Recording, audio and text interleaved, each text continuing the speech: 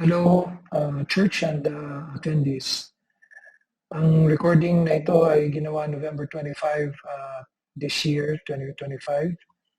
Ito ang part 12 ng lecture series on spiritual gifts. At ang title ng lecture today ay Continuationism or Cessationism. So part 12, and para ma-refresh kayo, nung nakaraan sa lecture 11 ay tinalakay sa inyo kung ano yung mga bagay na nabanggit ni Apostle Paul sa lahat ng kanyang mga sulat na nilarawan niya as perfect. Kasi doon natin pwedeng malaman kung yun din ba tinutukoy niya sa main text natin na 1 Corinthians 13 verse 10. So, ang intention na natin dito sa part na ito ay malaman kung ano yung sagot doon sa ano yung tinutukoy ni Apostle Paul na pag dumating na yung bagay na perfect. So, kung ano man yun, sabi ni Apostle, titigil na daw yung speaking in tongues, knowledge, prophesying. So, for our reference, basahin pa rin natin yung ating pinag-aaralan ng mga talata. 1 Corinthians 13, 9-10, For we know in part, and we prophesy in part. But when that which is perfect is come, then that which is in part shall be done away. Ano ba ang problem natin dito? Anong tinutukoy ni Apostle Paul? Na that which is perfect is come. Kasi hindi niya naman po dito, sa sulat na ito, hindi niya naman talaga in-identify kung ano ito. Alam ni Apostle Paul through sa tulong ng banal na Espiritu ang revelation ng Panginoon. Pero pwede pa rin natin malaman kung anong tinutukoy using his other epistles, comparing it and studying carefully ang text. So, yun ang kailangan nating ma-solve na problema. What is the perfect thing that must come for the other gifts to cease or before the other gifts cease? Sa lecture 11, part 11, yung mga bagay na sinasabi ko ay, number 1, sinabi ni Apostle na ang will of God is perfect. Pero hindi ito pwedeng sagot because ang will of God sa simula pa naman ay perfect na. Kompleto na siya. Hindi po siya tulad ng tao. Ang Panginoon, tanda natin, wala siyang simula, wala siyang katapusan. Hindi siya tulad natin na nilikha. At wala pa man tayo ng mga nilikha ay buo na ang plano ng Panginoon para sa lahat. Kung kaya ang kalooban niya ay kompleto na, perfecto na. So hindi ito pwedeng maging kasagutan dahil ang tinutukoy na Apostle Paul doon ay parating pa lamang. Number 2, yung perfect din daw na ibig sabihin yung mga mananampalataya na mature na. Hindi rin ito pwedeng maging sagot because ang mga mananampalataya magiging complete lang talaga kapag napalitan na ang pangangatawan na ito. Itong makasalanang laman ay napalitan na ng hindi nabubulok at immortal na pangangatawan. And mangyayari lamang yan kapag ang Panginoong Jesucristo ay nagbalik in rapture para sunduin ang lahat ng mga naligtas. Pangatlo, yung bahay ng Panginoon na nasa langit. So, perfect din yun because ang bahay ng Panginoon ay tinaninira ng perpektong Diyos. Pinaninira ng mga anghel at ng mga ibang nilalang na nasa langit na, yung mga naligtas na. By which naligtas na, ibig sabihin, napatawad na, nilinis na sa lahat ng mga kasalanan at wala na sila nung laman na nagkakasala, which is yung laman, yung nailibing na, nabulok na. So, di tulad ng mga bahay na pinatayo ng Panginoon noon dito sa lupa, una tabernacle, second temple, yung temple ay nagkaroon ng pagkasira at ipinatayo ulit ng Panginoon. Ito lahat ay mga temporaryo, hindi pa siya perfect, hindi siya kompleto. Pero yung bayan ng Diyos na nasa langit mismo, yun ay perfect. Subalit, hindi rin naman ito pwedeng maging kasagutan kasi ang tinutukoy ng Panginoon hindi naman isang lugar, kundi isang pangyayari, isang event, isang activity. So itong unang tatlong sagot ay hindi natin pwedeng gamitin as kasagutan. So kailangan pa natin maghanap ng reservoir. So ano po yung tinutukoy ng 1 Corinthians 13:10 na event? Ngayon, meron pong dalawang pananaw, views. At itong dalawang ito ang dalawang nasa top kumbagang sagot. At nais kong talakayin ito sa inyo. Ang dalawang ito ay, una, ay yung second coming of Jesus Christ o yung kanyang pagbabalik dito. Sino pa? Ikalawa, ay yung completion of the Holy Scriptures or yung pagkakakumpleto ng pagkakasulat ng New Testament. Kasi nung time na sinulatan ni Apostle Paul ang Corinthians, meron ng Old Testament. Ang wala na lang New Testament. So, tatalakayin ko dito sa lecture na ito, itong dalawang pananaw o views. Kaya ang title is Continuationism o kaya Cessationism. So, doon tayo sa unang sagot, posibleng sagot. Ito po yung paniniwala ng mga continuationist. Continuationism, ito yung paniniwala na nagpapatuloy pa ang speaking in tongues at iba pang mga form of divine revelations. Ang tawag din po dyan, revelatory truths. Ibig sabihin, kaya noon sa time ni Apostle Paul, may knowledge, may prophecies, may speaking in tongues kasi yun ang pamamaraan ng Panginoon para yung kanya salita ay makarating sa mga tao. So like in the Old Testament, ang Panginoon nangungusap sa prophets at yung mga prophets, inuutusan niya pumunta sa grupo ng tao o bansa para marinig nila ang salita ng Diyos. Maliban doon, inatasan niya magsulat ang mga propeta. So that ito ay malaman pa rin ng mga susunod na generasyon. Pagdating sa New Testament, although prophet pa rin si John the Baptist, siya ang middle ng Old and New. Si John the Baptist din, tinatanggap niya mula sa Panginoon, revelation, and then pinipreach niya. And then, ang Panginoong Jesucristo, ganoon din, galing sa Panginoong, sa Diyos Ama, ang kanyang mga pananalita.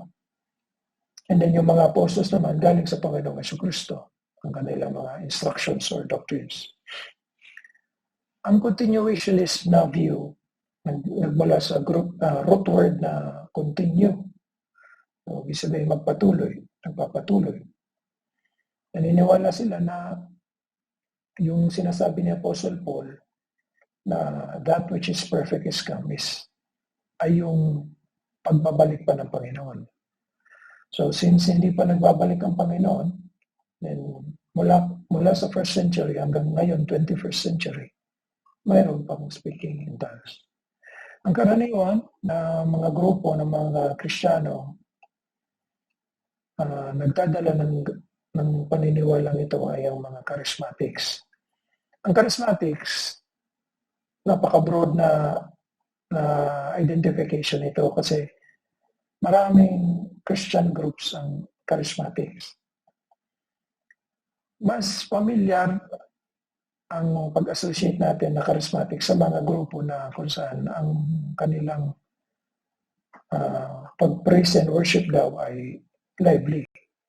So ito yung may mga nakatayo, gumagalaw ang kamay, halos sumasayaw or sumasayaw at gumagamit ng mga malalakas na instrumento sa paniniwala nila na ang ganoong pamamaraan ng musika at pamamaraan ng pag-awit o sa kanila ay pagpuri ay nangungusap ang Espiritu ng Diyos. So, merong charismatic na Catholics, merong charismatic na Pentecostals, merong charismatic na Evangelicals. So, depende po. Yung mga Catholic, sa Catholic Church, mga charismatics, yan yung talagang sumasayaw na may group dancing na. Hindi ililid na lang yung tao. So, siyempre, click na click yan sa mga Christian groups kasi yung laman nabubuhay dahil sa ganyan, lively. So, kapag ang evangelical church mayroon na ganyan na music, may ganyan na paniniwala na speaking in tongues, patatawag mo na yan na charismatic evangelicals. May grupo ng Pentecostals din na naniniwala sa speaking in tongues o nagpa-practice sila. So after ng first century, may mga church fathers pa rin na mga nagpatotoo according sa history na may speaking in tongues tulad ni Tertullian, Irenaeus. So in the 2nd century yun and 3rd century, sabi daw, Montanist, yung grupo ng mga Montanist na naniwala sa speaking in tongues. So ngayon, punta tayo, ano yung ginagamit nilang biblical basis? Kung bakit daw, ang tinutukoy daw na perfect, coming na perfect is ang pagbabalik ni Jesus Christ. Kasi napakababaw naman na porket may word na come is yung second coming na agad ni Jesus Christ. Ang basis po nila is yung verse 12 lamang. Ano yung verse 12? For now we see through a glass darkly, but then face to face. Now I know in part, but then shall I know even as also I am known. So ang phrase nila dito na phrases na ginagamit, itong face to face, saka yung shall I know even as also I am known. So, take note, dito pa lang, hindi naman nila ginamit yung, tinignan yung buong context ng itong section na ito. Nagsimula sa verse 8. Hindi, ang tinutukoy lang nila phrase lang. So, this is common na sa mga wrong interpretations ng scriptures. Bakit nag-arrive into false teaching? Pinupoint lang yung word o kaya phrase. Hindi talaga inintindi yung buong context. So, anong explanation nila ng face-to-face? Yung face-to-face daw doon sa verse 1 ay tumutukoy daw ito doon sa panahon na makakaharap na ng mananampalataya ang Panginoon face-to-face. And ito raw ay mangyayari kapag nagbalik ng Panginoon. Doon naman sa shall I know even as also I am known, siyempre pag nag-face-to-face na, sa pagbalik ni Jesus Christ, makikita na ng mananampalataya, makikilala ang Panginoon Diyos sa mukha at ang Panginoon din likewise or vice versa. So, emphasize ko na verse 12, yung itong dalawang phrases, ang kanilang basis. Okay? Ano ang impact? Kung totoo, kung tama sila, edi hanggang ngayon, may speaking in tongues. Now, quick observation, bakit sa almost magte-30 years na ng Bicol churches, lalo ng Legazpi, hindi tayo nakaranas ng speaking in tongues. Diba? So, pagbulay-bulayin natin. Mula pa naman po sa nagtitipo ng Legazpi Church sa bahay ni Brother Ma'am Joy, wala naman speaking in tongues. So kung ganun, tama sila, tayo wala. Ibig sabihin ito, ang implication yan, hindi tayo church ni Jesus Christ, churches ni Jesus Christ. Diba? Number 2, kung talagang tama sila, para masabi na tama talaga sila o mapatunayan na tama itong pananaw na continuationism, kailangan susuriin natin ng maigi yung subject. Ang subject ay yung taong nag-practice ng speaking in tongues. Susuriin mo yun, kailangan pumasa siya sa biblical references and basis. Kasi lagi ang authority ng truth ay the Word of God. So everything else, iti-test natin. At ang pang-test, ang tester natin ang Word of God. Hindi the other way around na ang magsasabi kung tama ang Word of God ay ang tao. Kalukuhan yun. Mali yun. So, another, may test mo yan, yung paano niya ginawa yung speaking in tongues or the practice. So, kung yung subject, kailangan number one, ligtas. Kasi hindi naman ng Panginoon in the history sa Book of Acts and then in Corinthians, ang laging nakatanggap ng speaking in tongues na gift mula sa Spirit of God ay of course dapat may Holy Spirit which is saved. So kung hindi saved pero nag-speaking in tongues ko so hindi na agad yung pasado. Doon naman sa practice na discover ninyo na kung ang reference is Book of Acts, ang speaking in tongues, hindi po yung tinuturo ng Holy Spirit. Kusa yan at bigla yan na dumarating. So kung yun nagpa-practice ng speaking in tongues ko sa alinman sa mga grupo ng charismatics, ay pinag-aaralan at nagtitraining, mali agad yun, hindi yun biblical. So puro yun mga deceivers, puro yun false teachers. Kasi matatawag mo na po yan na teacher kasi kung totoong speaking in tongues, siya ay naging instrument ng Panginoon Diyos para mapalakas yung iba. Or, kung hindi iba, siya lang. So, nagko-convey na siya ng supposedly revelation ng Panginoon. Kung totoo. So, kailangan po susuriin yung tao, yung person, and then the practice. Yung language pa ay kung speaking in tongues in the Book of Acts, naiintindihan ba ng lahat? Kung speaking in tongues in Corinthians, hindi naiintindihan ng iba, pero may interpreter dapat. At kung walang interpreter, then kahit sabihin mo na speaking in tongues yung ginawa niya, sabihin pa man niya na galing sa Holy Spirit, walang makakapagpatunay. Kasi kailangan para maging true, yung testimony, biblically, na dapat mayroong 1 or 2 witnesses para ma-testify na tama ang sinasabi. Kung yung tao lang, yung subject lang nagsasabi na nag-speak in tongues siya, walang makapagpapatunay, wala yun. Walang bigat yun. So yan po yung unang view. Continuationism or continuationist view ay naniniwala na yung perfect, that which is come, ay ang pagbabalik daw ni Jesus Christ. Ang second possible answer and second paniniwala ay yung pagkakumpleto naman ng bagong tipan. I mean yung pagkakasulat ng New Testament Revelations. Revelations kasi yung mga nagsulat sila sa impluensya ng Banal na Espiritu at pangungusap ng Panginoon at yung sinulat nila, ang inaplayan na process ng Panginoon, yung inspiration, inaplayan ng power ng Panginoon para yung sulat nila maging salita ng Diyos. Ang tawag naman sa paniniwala o pananaw na ito ay cessationism. So, continuationism or cessationism. Ang root word naman ng cessationism is cease. C-E-A-S-E, ang ibig sabihin to stop.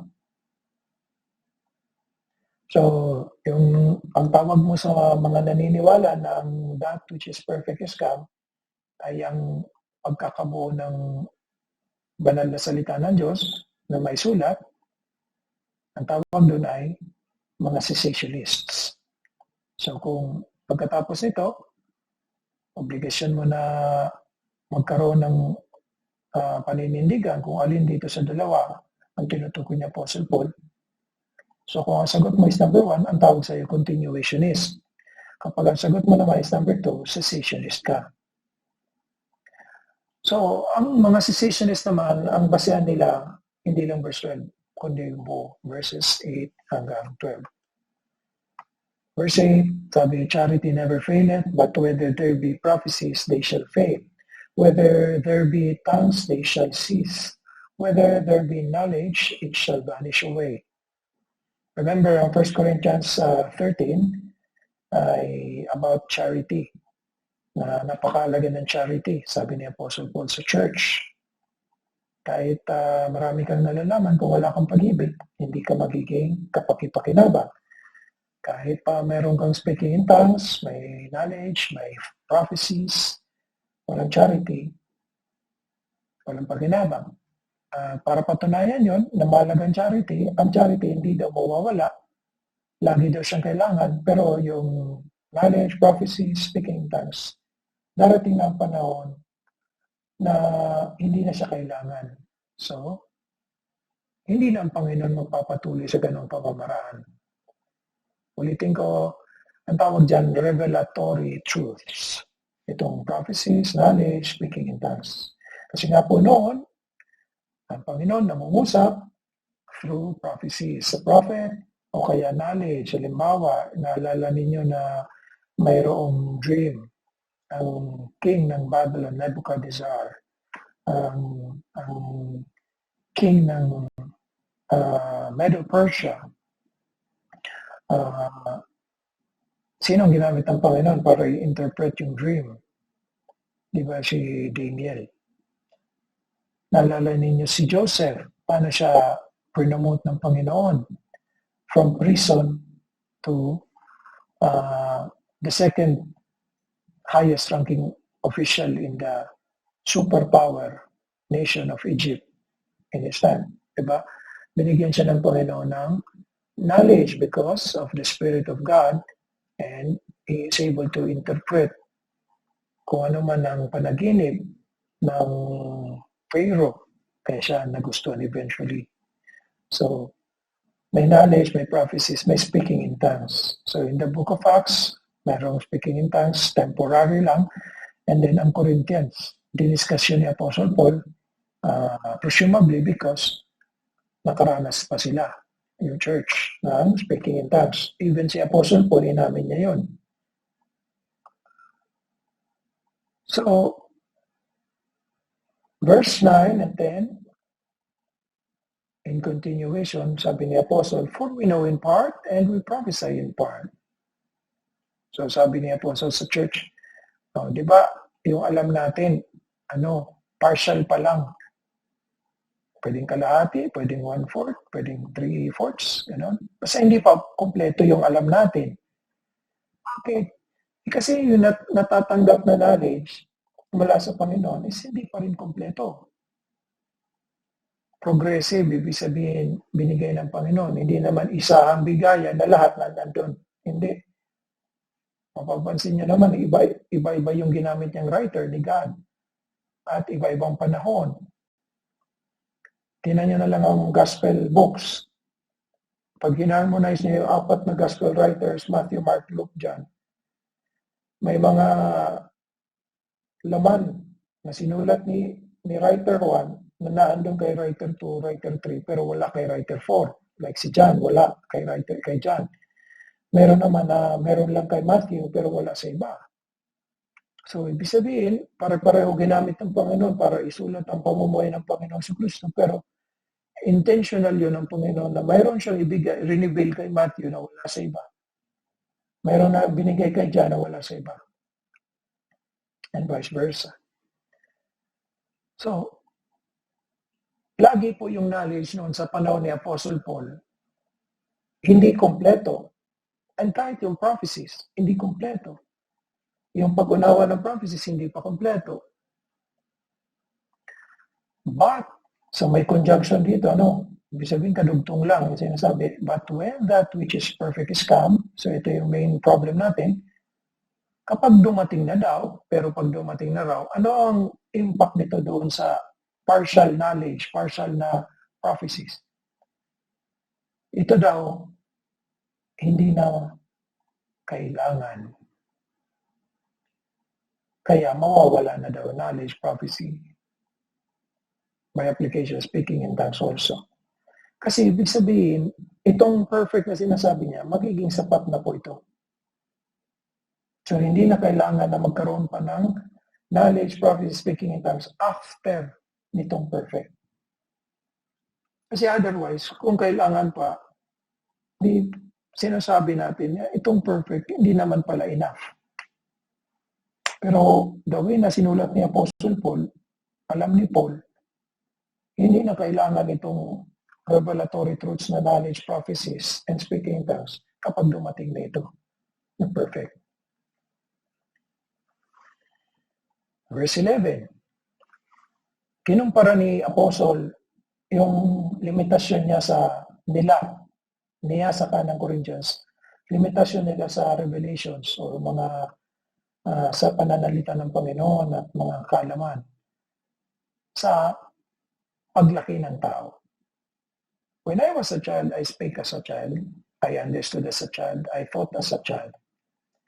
Nung bata pa raw si Paul, sabi niya, kung magsalita ako, bata din. Yung pag-unawa ko, pambata din. Yung pag-iisip ko, pambata din. Kasi bata pa ako eh. Sabi niya noon. Pero daw, nung lumaki na siya, naging mama na siya, naging adult na siya. When I became a man, I put away childish things. So, kahit nga ito, namamali din yung pag-interpret nito, yung paggamit ito ng iba intindihin mo ito, katabi, dapat based doon sa mga sinabi niya before or even after. So ano ba sinasabi niya dito? Iba ginamit niya ito sa konteksto na yung limitasyon sa kaalaman. So nung lumaki na raw siya, wala na sa kanya yung isip bata, salitang bata, unawang bata. So iba yung bata sa adult, sa malaki na. Yun ang sinasabi niya dito. So gumamit siya dito ng object lesson or illustration para mas lalong may paintindi niya sa audience niya, sa church sa Corinth, na tulad ng bata, iba ang kakayahan ng bata na maunawaan kaysa sa matanda. Mas malawak ng pag-iisip ng matanda kaysa sa bata. Iba ang kakayahan ng bata sa pananalita, limitado kaysa sa matanda. So, pag pinagsama natin ito, anong summary?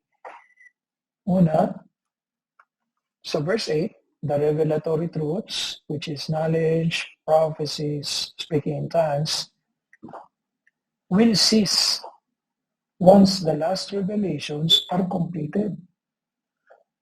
Kapag binigay na ng Panginoon ng lahat ng revelations, yung pinakahuli, edi mangyayari na yung nakompleto na. So pag nakompleto na, then hindi na kailangan.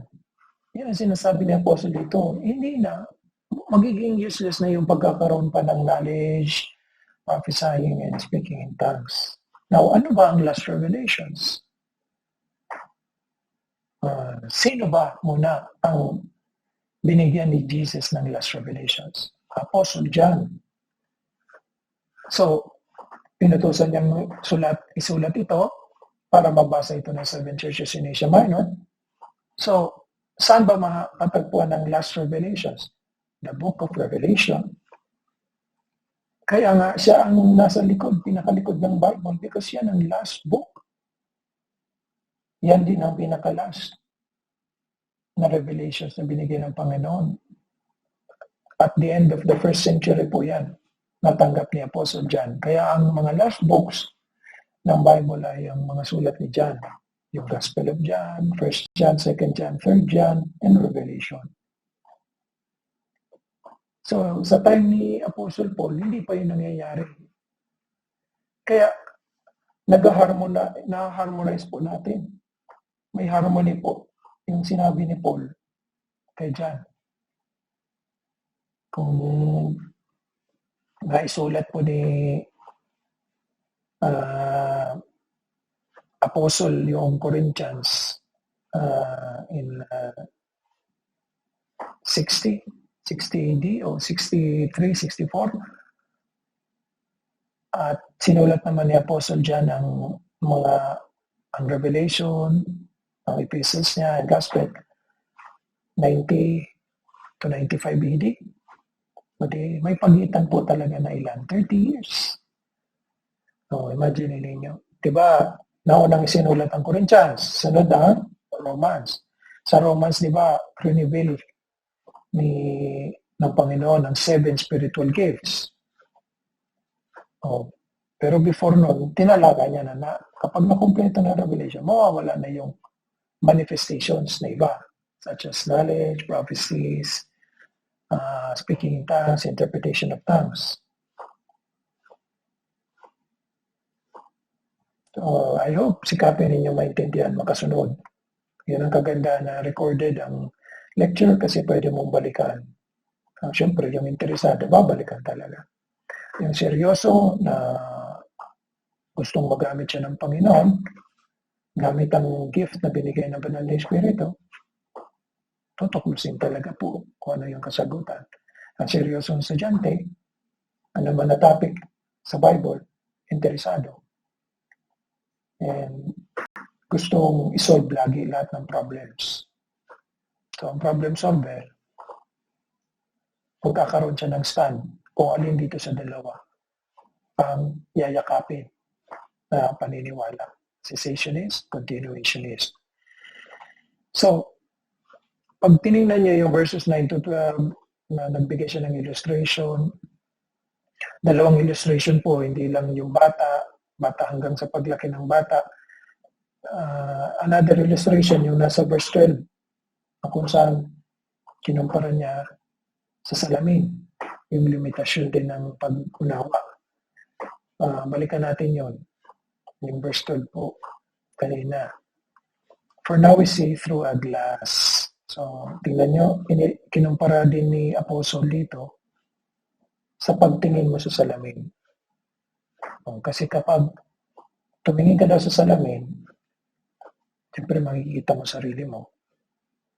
Pag limitado pa yung alam, tulad din daw yan sa pagtingin mo sa salamin, kaso malabo. Kung ako ay magdadagdag ng illustration, ako ang nakikita ko lagi, tingin ko sa Word of God, parang puzzle. Pag konti lang ang mga napag-aaralan mo pa, hindi mo makita yung buong picture. Pero habang nag-aaral ka, lumalago ka sa kalaman, lumalago ka sa pag-unawa, sa tulong ng Panginoon, Banal na Espiritu, para kang nagbubuo ng puzzle na nakikita mo na paunti-unti yung larawan, yung picture. And habang nabubuo mo na siya, mayroong excitement sa'yo. Finally, naiintindihan mo. Hindi pa naman kompleto, pero nagkakaroon ka na ng idea. All the more, pag nakukompleto mo yung puzzle, ipa-frame mo, pag tinignan mo, ang ganda. So, yung illustration nito na kinumpara niya sa glass. Kaya naman, ang sabi niya dito, but then face to face. So, ang ibig sabihin niya dito na face to face, siyempre nakatingin ka sa salamin Kaya, face mo, ang makikita mo sa salamin, face mo pa rin. Face to face. Talagang iba yung interpretation. Face to face naman, yung pagharap mo sa Panginoon. So ngayon, pag umarap ka, malabo nga lang kasi konti pala, hindi mo pa nalalaman lahat. Pero, mayroon ka ng kaalaman. Shall I know? Even as also I am known. So, pag pinagsama mo po ito, yung verses 9 to 12, pinapakita dito na yung pagkakaroon ng kaalaman is a process. It's a process kasi mula bata hanggang pagtanda. So, process, di ba? Yung pagtingin naman sa salamin, hanggat wala ka namang binabago sa sarili mo, then wala rin. Pag tinignan mo sa sarili mo sa salamin, same pa rin, pareho.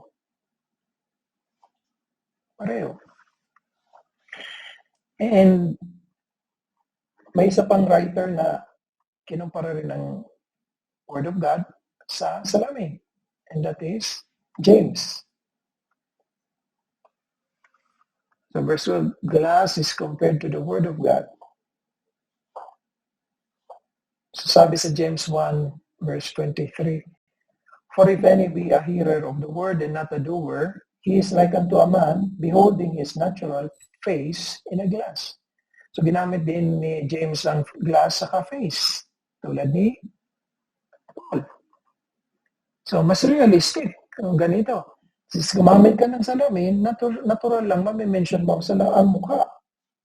Pero, di ba, tingnan nyo, hindi magdudugtong na. Kinumpara pa lang ni Apostle Paul yung paano ka matuto sa pagtingin mo sa salamin, tapos biglang face-to-face doon is pagbabalik ng Panginoon. Tingnan nyo kung may connect. So, dito naman kaya James, ginamit niya ito sa context na yung mga nakikinig lang daw ng salita ng Diyos pero hindi naman talaga tinatanggap, hindi naman ginagawa, hindi pinapractice. Para ka lang daw tumingin sa salamin. Pag nakatingin ka sa salamin, nakikita mo sarili mo. Pag nakikinig ka sa salita ng Diyos, ipapakita na din ng Panginoon kung ano ikaw. Kaya may pagsasaway. So, ano na to? Normal ito na maririnig ninyo kung nagmamasid kayo, nag-obserba kayo, marami po na kasamahan tayo na pag nag-testimony po, hindi nawawala sa babanggitin niya nyo. Blessing po sa akin, nasaway ako. Nasaway ako. Natural po yun kasi ganun ang Word of God. Papakita sa iyo kung tama ang ginawa mo o kaya kung mali ang ginagawa mo. So, okay, maganda pakinggan, nasaway. Pero tingnan nyo, hindi nagkamali talaga ang Diyos. Hindi nagkamali ang ginamit niya si James. Palibasa, hindi naman talaga hanggang pakinig lang, hindi talaga iningatan yun na pakinggan. Kaya may mga tumatayo sa harapan, magbibigay ng patutunan, nasaway daw siya. Doon sa narinig niya ng umaga. Pero pag uwi sa bahay, hindi na ulit nakita yung sarili. Lumipas ang isang linggo na naman, dahil sa hindi na iningatan yung aral, hindi niya pinamuhay. So, pagbalik niya sa church, narinig na naman yung turo. Ano na naman ang ulitin? Nasaway ako. So, tingnan niyo, parang ng gulong cycle. Kaya hanggang ngayon, babanggitin ko pa rin talaga na yung iba hindi nakakaunawa kung ano ang purpose ng testimony time. Yung iba, pakiramdam ko, meron lang na gusto lang magsalita para lang masabi na may partisipasyon. Kasi hindi naman nagagamit na. Kaya tatayo na lang sana para magbigay ng patotoo. Mag-ingat kayo kasi mali kayo kung babanggitin nyo lang yan para lang matuwa yung nagtuturo sa inyo. Brother Leo, Ma'am Joy, o kaya Brother Josh. Sino po ang niloloko ninyo? Sarili lang. Mag-ingat kayo sa sinabi ni James. Kasi baka ikaw ito. Hanggang pakinig ka lang, sabihin mo na saway ka, pero pag uwi mo sa bahay, hindi mo naman binabago ang sarili mo. At tuwing titingin ka sa Word of God, sa pagtuturo, sa nasa church, makikita mo ulit ang sarili mo. Saway ka, kailangan po talagang gawin ito. Pero pag talikod mo sa Word of God, wala ka namang ginagawang pagbabago. So tulad dito sa salamin, pag tumalikod ka sa salamin, nakikita mo pa sarili mo, hindi na. So tingnan nyo, mas consistent pag ginamitan natin ito na si Apostle Paul ng kay James, mas consistent na yung Word of God, salamin, i-reflect lang niya sarili mo. And so, yung mukha mo, ang makikita mo sa salamin, hindi yung mukha ng Panginoon. So, yun ang danger, men and ladies, yun ang danger para lang makagawa ng lesson, kukuha ka lang ng kapiranggot doon sa verse. Hindi mo tinitinan yung buo. Kasi yung pagtingin sa buo, yun ang matrabaho, yun ang mahirap. Kaya yung iba, iniiwasan yun. Bata kung matanda ang tuturuan mo. Napakahalaga sa ating Panginoon, nakatingin siya, nag-oobserba na ang pamamaraan ng pag-aaral natin ay katanggap-tanggap sa Kanya. Okay? So, sana baguhin natin, kasi talagang hanggang ngayon po, meron po talaga dyan na, normal na. Parang ugali na po, magbibigay ng testimony kasi nasaway siya. Pero wala ka pong maririnig na kwento sa kanyang buhay nung Monday hanggang Saturday. Wala kang maririnig na anong ginawa niya sa tinuro nung Sunday o nung Wednesday. At dahil sa in-apply niya o sinunod niya, may natanggap siyang blessing sa Panginoon. Anong blessing yun? Ang iba, mali-mali din ang pag-unawa pa rin ng blessing. Kaya yan ang mga ebidensya, hindi talaga attentive sa pagsasaway ng pastor. Kasi kung attentive sa pagsasaway ng pastor, isang beses lang mabanggit ito, pagtutuunan na ng pansin. Ang iba, sasabihin, blessing daw sa kanya yung turo. Mali naman yung pagkaunawa mo. Ang blessing, ang requirement ng Panginoon ng blessing, obedience. Ano yung sinunod mo sa tinuro? Kaya blines ka ng Panginoon. Baka ang tinutukoy mo na blessing is, mayroon ka natutunan. O di sa dapat sabihin mo, salamat po sa Panginoon na ginamit niya yung nagturo kasi may naintindihan ba ako. Pero pag sinabi mong, blines ako ng Panginoon kasi ito ang ginawa ko at ang kapalit nito, may binigay ito sa akin. Ano yung blessing na yun? Ang blessing ba guys, ang root niyan is happy. Paano ka pinasaya ng Panginoon? Pinasaya kasi may natutunan. Kahit tandaan ninyo, kahit sinabi mong natuto ka pero hindi mo naman siya ginagawa, ikaw itong sinasabi ni James.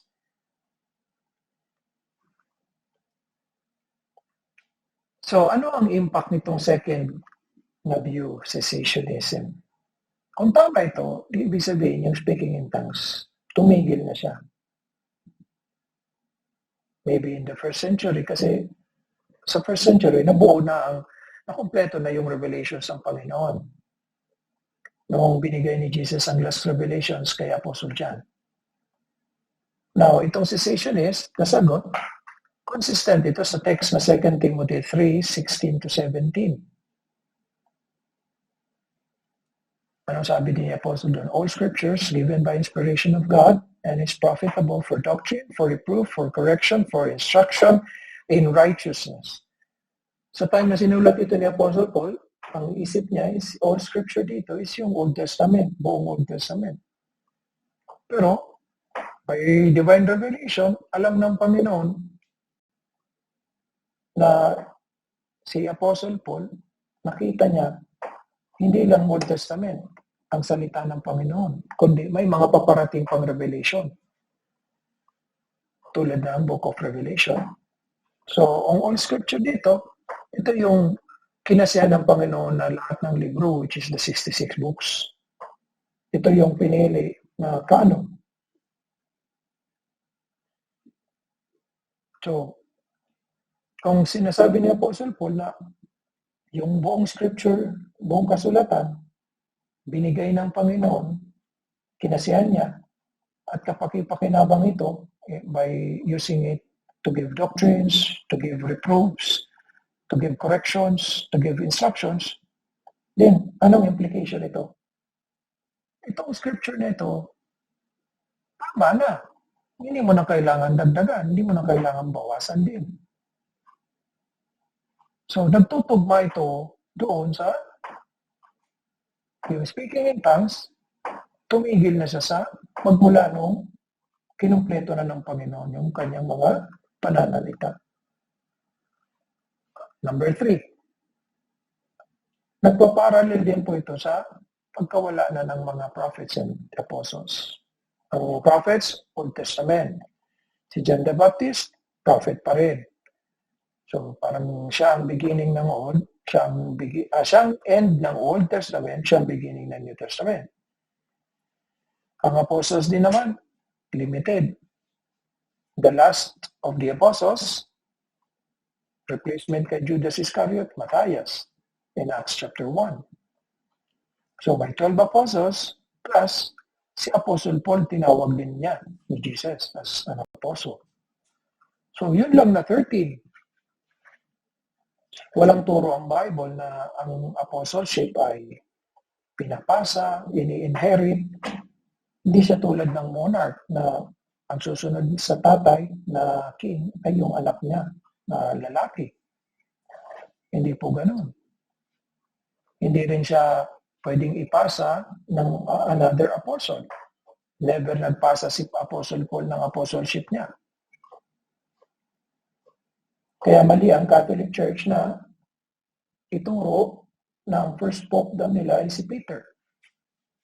Si Peter ay hindi Catholic. Si Peter ay hindi pope. Siya ay apostle. Apostle means messenger. Pope means father. Kung talagang first pope si Peter, bakit yung mga sumunod na pope hindi nag-asawa at hindi pamilyadong tao? So they are implying na dinagdagan nila ang all scriptures. Kasi wala naman yan sa Bible. So kung mayroong ganyan, edi nagdagdag si Pope. And so, si Pope is a false teacher. Every Pope, false teachers. False because ang basis ko is the Word of God. Malinaw ang 1 Timothy chapter 3. Ang pastor must be married, one wife, and then my children. At least 2 children. So kung wala yun, hindi pwedeng maging bigyan ng office na pastor. Ganon din ang deacons. Okay? So ano pa man ang pag-iisip ng simbang katoliko na hindi pwede mag-asawa so that siya ay kakasal sa church, so that matutukan niya ng makapag-ministeryo siya sa mga tao, sa mga Catholics. Hindi yan biblical. And when it is not biblical, it's dangerously wrong. So that is against the teaching of God. That is anti-Christ. Okay? So, kung tunay po itong cessationism, then yung speaking in tongues nag-cease na in the 1st century. Tugma lang po ito na ang last na apostle is 1st century. Then, number 4. Agree din po ito sa last revelations or last warnings in the Bible. Mahanap po ito sa last book, Revelation, and then ang verses na chapter 22 verses 18 to 19.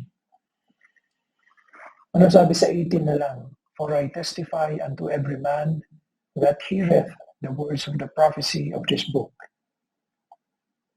So, para kanino daw ba ang warning ni Apostle John? Every man.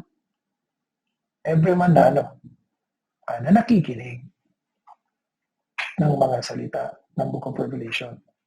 If any man daw shall add unto these things, ano bang things na tinutukoy niya? Eh di yung binigay sa kanya ni Jesus, na pinasulat ni Jesus, sa lahat na nilalaman ng Revelation. Sino man, warning ito, sino man daw ang magdadagdag? Ano din daw ang idadagdag ni God sa kanya? Sa taong yun. Idadagdag din daw ang mga plagues na nakasulat daw sa Book of Revelation. Para malaman mo kung ano yung mga plagues, aralin mo ang book. Yung mga plagues na sinasabi niya mangyayari sa tribulation period and then post-millennial kingdom. So, anong tinuturo dito ni Apostle John at ng Panginoon? Bawal magdagdag. In verse 19 naman, bawal magbawas. Ano pa tinuturo niya dito? Kung bawal dagdagan, bawal bawasan, ibig sabihin, yung revelations ng Panginoon, kompleto na, kaya hindi mo na pwedeng dagdagan. Hindi rin siya sobra, kaya hindi mo pwedeng bawasan. So, kasi nga, yan ang sabi ni Paul, perfect kasi. Kapag perfect, kompleto na. Kung ikaw quantify mo yan, ibig sabihin nun, 100%.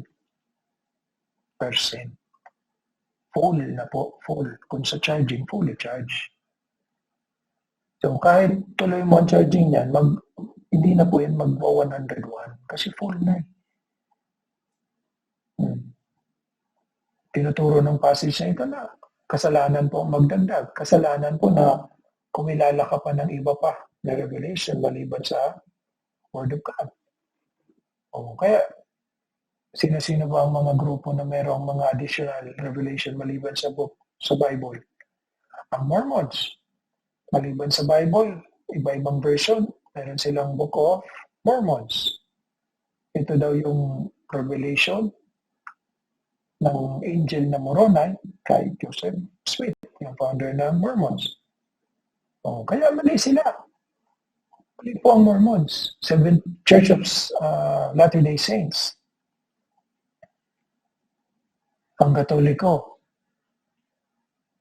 maliban sa 66 books, kapag yung ginagamit nila may apocrypha, may additional na 5 books yan or more. So mali sila, nagdagdag. Ang turo ng Bible, nangako ang Panginoon ipe-preserve niya ang salita niya. So hindi niya hayaan masira mawala ang mga salita niya. Kaya ang ebidensya niyan ay ginamit ng Panginoon, ang isang king, si James, para ipatranslate ito. So na-compile ang books, translate sa English. Kasi nga para ma-preserve ito, dahil ang dominant, most commonly used na language is English. Kung hindi tinranslate, di paano ito mape-preserve sa mga bawat bansa na English? Hindi lang yan, pinatranslate ng Panginoon sa iba pang languages. Kaya may Tagalog, may Filipino. So mali po ang mga grupo. Sana pagbulay-bulayan ninyo, paano ko masabi na ang church na ito is mali? So kung mayroong mga katuruan na karagdagan ng matatawag mula sa kung anong naturo lang ng Bible, mali po yan. Ang warning natin of these words, the Apostle John. So balikan natin yung 5 na impact. Itanong ko po ito sa inyo. Sagutin ninyo. Do churches today need additional revelations apart from the Bible? Kailangan ba natin, maliban sa Bible, ng iba pang libro? But may catechism, book of catechism ang Catholic Church. Hindi sapat ang Word of God.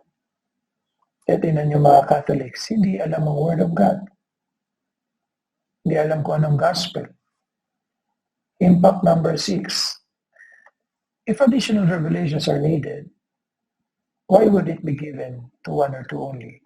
Kasi di ba ang speaking in tongues, hindi naman sa lahat. Kung may isa o dalawa na may speaking in tongues, let's say, totoong speaking in tongues sa church. Kung totoo yan, bakit? Bakit hindi ito maiintindihan ng lahat? Kung totoong revelation niya galing sa Panginoon, dapat malalaman niya ng lahat.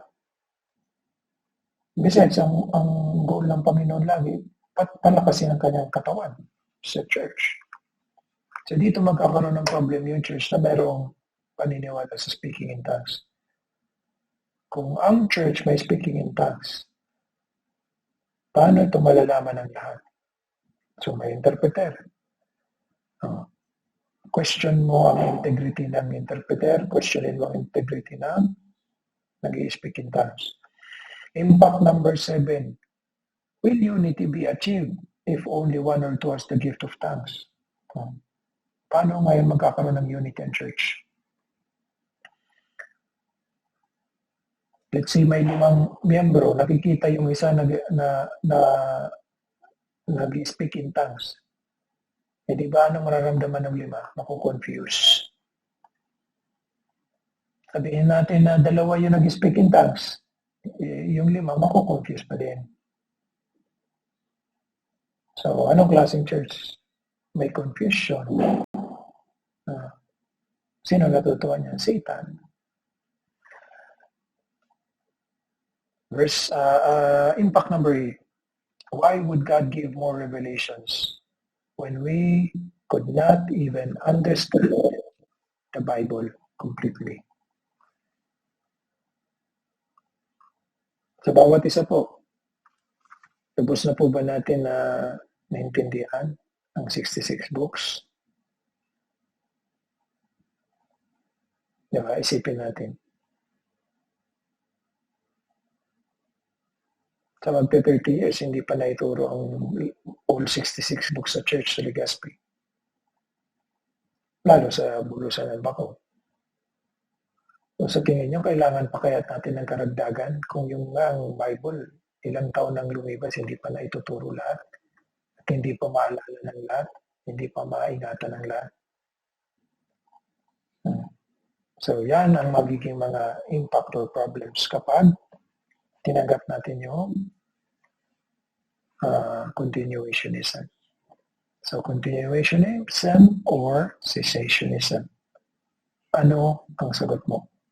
Again, pag ang tinanggap mo una, ang tawag sa'yo continuationist. Pag tinanggap mo ikalawa, cessationist. Kaya pagpapatuloy ko po ito sa susunod. Masalamat tayo sa Panginoon, sa biyaya niya na gumawa siya para mailagay ako sa mga sitwasyon para makita ko na mahalaga itong pag-aralan at ituro sa church.